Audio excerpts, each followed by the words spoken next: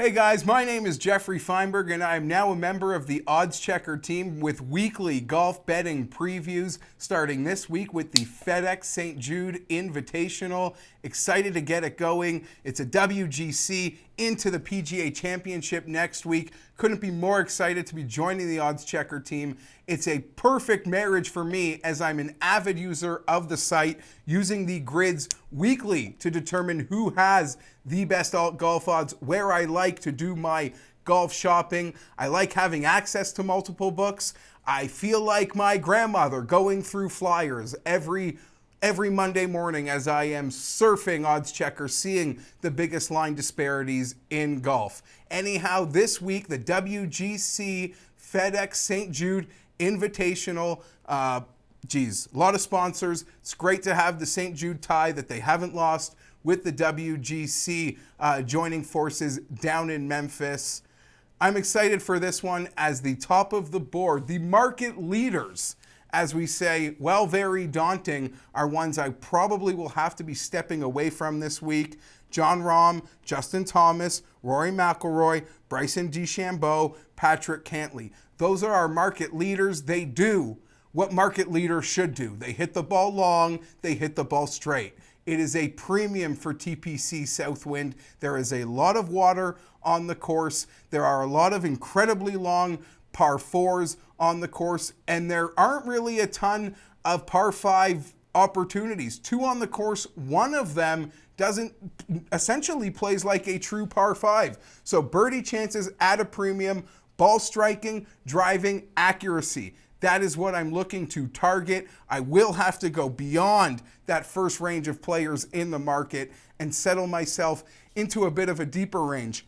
When it comes to the WGC, guys, we can't go too far down this board. It's just you're asking for trouble. History tells us the good players win the WGC. Yes, only 78 players in the field. Yes, they are all good players, but the super elites seem to be collecting World Golf Championship trophies. Whether it's been Dustin, Brooks, Rory, Justin Thomas, Xander, Phil sneaked one in Mexico a couple years ago, Justin Rose, more Dustin, more Rory. That is who is winning these World Golf Championship events. The only outliers you'll really find in recent history is the match play, where Kisner and Bubba were able to be victorious. But we know match play, a bit of an outlier. With the major on the precipice next week, all those super elites are getting into form, and it's while tempting to bet on them, the prices still seem a little low for my taste, and I want to go a little farther down the board, but you can't go too far at all. But you can't go too far down the board, so that's where the next range really has my eye. A lot of incredibly attractive options. Webb Simpson, Xander Schauffele, Victor Hovland, Dustin Johnson, Tyrrell Hatton, Colin Morikawa, Daniel Berger, followed by Tommy Fleetwood, Brooks Kepka, Hideki Matsuyama, Matthew Fitzpatrick, Tony Finau, and Patrick Reed. I don't really want to go much farther than that, guys. That'll bring us to about that 40-1 precipice. And as I have mentioned already, it doesn't seem like guys beyond that are bringing home the World Golf Championships. The bets that I have made so far: Xander Schauffele. He excels in no-cut events. He has won a no-cut event in each of the last 3 seasons. 2017, he won the Tour Championship. 2018, he was able to bring home a World Golf Championship event. 2019, he won the Tournament of Champions, setting himself up for that inevitable 2020 no-cut victory. Since the restart, Xander has finished top 20 in all 4 events, but what has my eye this week was his absolute driving accuracy dominance at Memorial and his ball striking.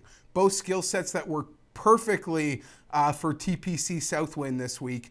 And when analyzing the Odds Checker grids, there's always an opportunity. Xander Schauffele coming in at a high water mark of 22-1 at BetMGM and FanDuel, compared to coming in at 18-1 on Unibet and SugarHouse. For example, if you bet Xander at 22-1 for $10 and he wins, that will bring you home $220, compared to betting him at that 18-1 will bring you home for the same $10 wager $180. That's a $40 difference. Guys, hitting golf winners is hard enough as it is. You have to make sure you are finding yourself the best number in the market. That's what makes Odds Checker such a valuable resource for me. The Bermuda greens work perfectly for Xander Schauffele. I honestly don't need to sell you any more on Xander. I think he's a perfect pick for this track, for this layout. And I'll be perfectly honest, I'm eyeing him in a big way for the PGA Championship at Harding Park. And part of me might even be protecting myself before he goes to a comfort zone in California. I feel he could easily pop here with this layout. Not going much farther down the board with my next pick, Colin Morikawa. Again, it feels like he's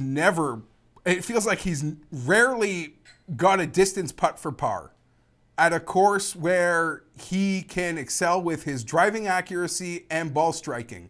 I debated this pick heavily with Victor Hovland, but in the end, it was Morikawa's putting and my confidence in his putting that led me to making this Morikawa selection this week. But again, you always got to shop the number. While Sugar House came in low on Xander Schauffele, they seem to be coming in on the high water mark of Morikawa. When I check out the grids, they're offering a 28-1, as well as BetMGM are offering the 28-1. Well, PointsBet and BetAmerica are offering 25-1. Easy to all see on the Odds Checker grid. Again, that would be a difference of $30 on a $10 wager if Morikawa wins. Again, hitting these winners, they're finite, they're hard to do. When you get one, you got to get the most the books are absolutely willing to give you for it. He just edges out Hovland, who I'm very tempted to pick in this range, but Colin Morikawa will be a pick for me. Interesting to see when I'm going a little farther down the board, not too far, I settled on Brooks Koepka. The 33-1 number, when checking out the Odds Checkers grids, appears to be an absolute consensus. 33-1 across the board. That's just good to know. It's helpful to know. That's the price. There seems to be a consensus on it. There's nothing, I don't feel like I'm missing out on a better number anywhere. And it's not entirely rare to see a full consensus on a player. But again, reassuring to know that's the number. I'm getting it. It seems fair in line with the market. And I would make the case this is an egregious number for Brooks Koepka this week. He won on this course last year. He struck his irons incredibly well in Minnesota at the 3M Open. He couldn't hit a putt for his life. If he's still injured, if the game just isn't right, as some angles appear to show, I'll eat it. I'll swallow it. I've made worse bets before. Him withdrawing, him missing the cut, him blowing up, it's exactly the same as him finishing in third place. It gets me the same amount of return.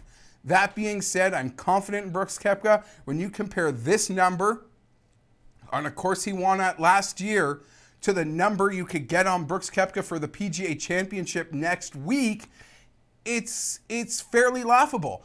I don't believe Brooks Koepka is injured to the extent people want to make him out to be. If he was injured, he wouldn't have played in Minnesota. If he was injured, he wouldn't be teeing it up this week. People are being like, oh, Brooks, he has to play. He has to make the FedEx Cup playoffs. I don't buy that for a second. Brooks Koepka is a four-time major champion. There are majors with the new schedule set up all summer, all fall long. He will get himself right. He will tell the FedEx Cup playoffs to buzz off if he's not healthy. So I do not believe, especially the week before a major, Brooks Koepka puts a tee in the ground if he isn't healthy. That's why I'm happy to go to the window with a Brooks Koepka 33-1. As already mentioned, it seems like it's a consensus line across the board, guys. Going farther back, getting a little tricky. A guy that could be a tough pill to swallow for a lot of people who like to make outright golf bets. I am going to plug my nose and bet a premium driver, a premium ball striker at 90-1. His name is Paul Casey. He's burned people at Memorial. He burned more people last week at 3M. I gotta just plug my nose and do it, guys. But there is no better example of why Odds Checker is such a valuable resource outside of this Paul Casey wager. Stick with me for a second.